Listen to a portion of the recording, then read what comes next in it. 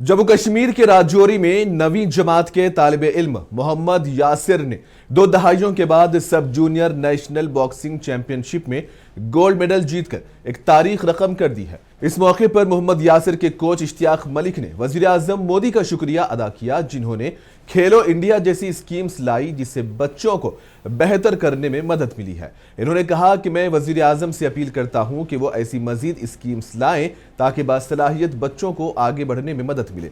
वाज़ेह है कि मोहम्मद यासिर के वालिद नहीं हैं, जिसकी वजह से वो इस छोटी सी उम्र में खुद काम करते हुए घर चलाने के साथ साथ अपने खेल पर भी तवज्जो दे रहे हैं।